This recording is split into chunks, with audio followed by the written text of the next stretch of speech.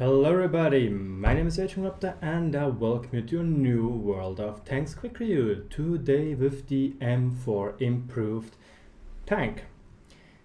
And well, today we'll do it a little bit different. I have two replays for you, one of which will be an ace tanker, the one which is coming up.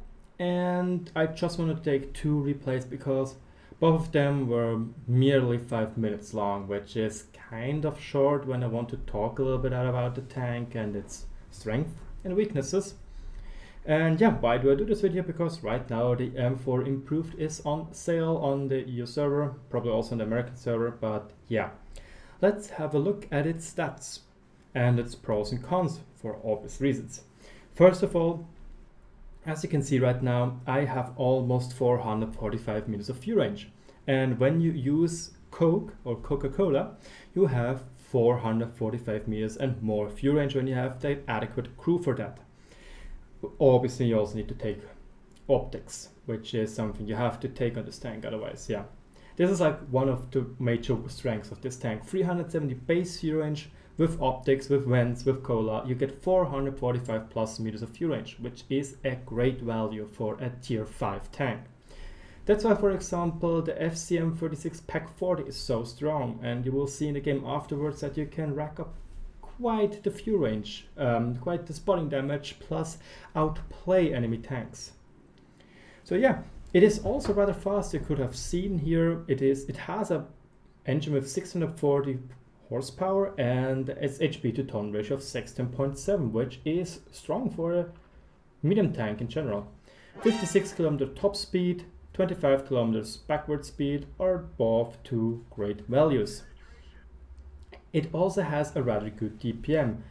Speaking of which, it is around 2040, and most tier 5 medium tanks play around a DPM of 1600 to 1900 and sometimes 2000.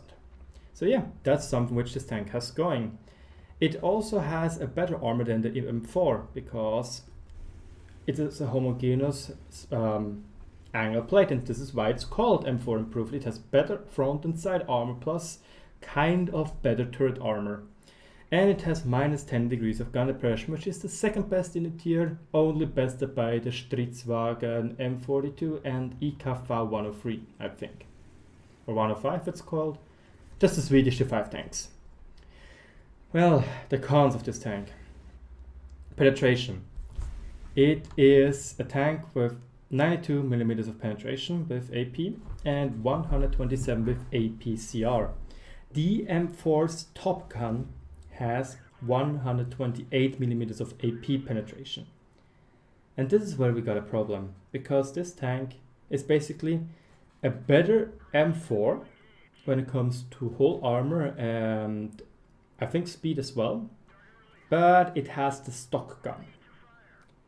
And the stock gun is simply most of the time not sufficient enough, because this tank also has no special matchmaking, meaning it can see tier 7 tanks, which we'll have a look at in the second game. I got lucky back there because hey, there were no tier 7 heavy tanks, but playing against an Oni, playing against an IS, playing against the KV3 is doomed for this tank, and really annoying. And well, it is also rather inaccurate, 0.42 to 0.39 accuracy depending if you have cola and different crews and modules in it. And well, it is a stock M4 when it comes to gun, as already said, and it has still no really valid armor.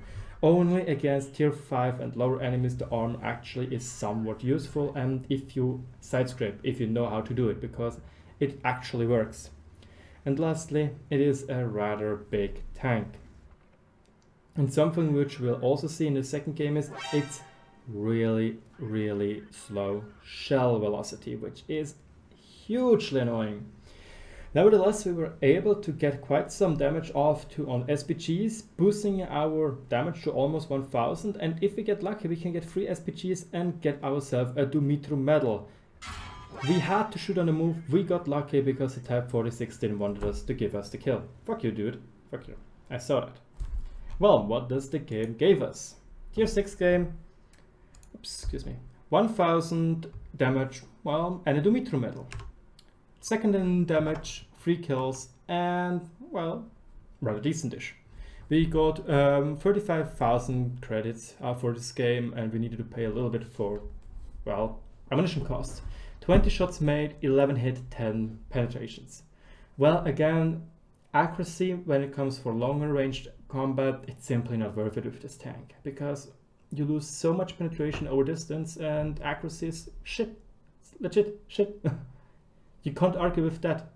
It's just bad. It's just bad. Nevertheless, let's go into the second game, which will be on Murovanka as well as an encounter battle. Just need to start up the game, and then we'll have more talk about the game itself, which we had and what I did in this game, then about the stats, because we covered them already. Just let it load. Yush. Soon. Nice. Ooh, hello. Well, as you can see, Murovanka encounter battle, and well, we are flopped here against luckily only 2 TDs and a SPG. Well, lucky us. Really lucky us. As we look around a little bit, we can see that this tank is bigger than the Jack Panther and around the size of VK heavy tank. Also, HP wise, it is a little bit better than other medium tanks, but only by 30, which is not too much, let's be honest here. Well, in this game I decided to play a little bit more aggressive. Why? Because I want to spot over, because with Cola we have 450 meters of view range, which is a great value, which is really excellent. And you will see we can outplay actually an enemy vehicle with this really good amount of view range. We are playing aggressive to the left side of this, well, looming hill, a hill most people know, which, well, also can lead to death. But we go up here, have a peek over and spot a Su-85. 280 meters of view range he has, and well, 330 meters. We will simply outspot him, and 2 shots, he's dead. Nice. Plus 150 meters, 150 additional view range. I said it twice wrong. Seriously, RagingRaptor. I meant spotting damage, but here you can see aim time and accuracy is rather lousy, and as you can see the shells are so slow, painfully slow. And rip in pieces, there goes our kill, which we could have. I decided because I can't spot anything else, it's time to do some flanking.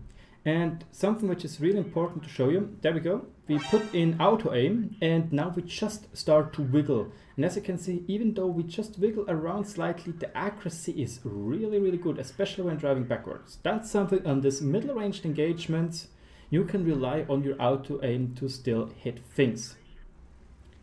And well, one more shot, there we had to aim on ourselves to still use this nowadays.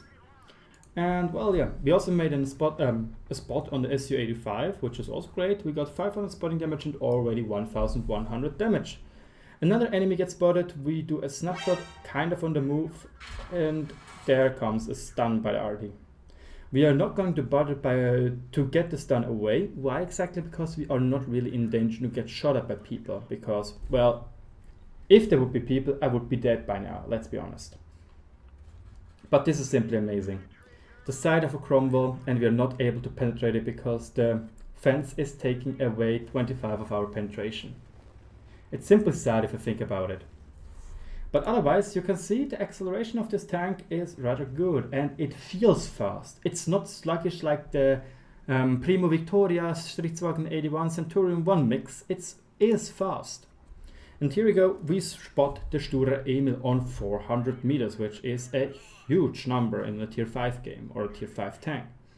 We got some shots in, 2 shots in, and then he gets into cover and we need to run for our lives because the Sture Emil can easily one-shot us. And we ran into the wreckage of the Su-85 twice. And an RD is coming towards him, which is like shit. We get a shot into him and he is a goner. Now I want to get into a hold down position with some foliage to cover myself up and maybe be able to spot the Sture Emil again. Sadly, this plan is going down the drain because we get spotted somehow. Sture Emil will aim at us. And... phew! He only detracks us and the leopard bounces off us with doing 1 damage. Nice! That's something nice, seriously. Now I really want to play a little bit more safe. Why? Because I don't want to die, obviously. And well, 1500 damage is a great number indeed with 880 spotting damage. Somebody had some good eyes. Greenhorn is going to invite us. That's why I kind of missed the shots on the E25. And well, for that we get though Brothers in Arms if he doesn't die, which is great. We also know where the Chrome will be is, and we still have the opportunity to pad our damage and get some more spotting damage. And this is what I saw about this tank, is that if you get spotting damage with this tank, it's really great because you have a really good view range. But that's about it. Here we go. We spot the Cromwell B. We got a shot into him. We bounce on his gun mantlet, which is simply sad if you think about it. But 200 spotting damage, that's nice. Did we get one more shot in? No, 170 spotting damage, and the game is done. So, what did I got for that game, you might ask? 1900 damage, 1200 spotting damage, Ace Tanker, High Caliber, Confederate, and Brothers in Arms. This was one of the best games I had with this tank. As you can see, we were top damage, that's why the High Caliber medal, and well, 1300 base experience. 27 shots made, 21 hit, 19 pence. Well, yes. Nevertheless, you might think, whoa, RagingRaptor was a great game. Why do you say this tank is still not good? Because it is still a hard tank to play. You have on tier 5, you have other tanks with much better gun characteristics and much better penetration. There is a reason why this tank shares the gun with the T14 and M4A2E3, I think it's called. Both tanks have special matchmaking, and they have it for a reason. Because this tank simply doesn't feel good in tier 7 games. The side of a IS on 300 meters is impenetrable for you. Same with the side of a KV3. It doesn't matter. Your shells are either too slow and come in a huge angle down with AP, and with APCR you lose too much. So yeah, right now this tank costs 19 euro and you get some gold with it, and I simply have to say there are better options on tier 5. If it is going to be a medium tank, I'd probably say the Panzerkampfwagen T25 is better.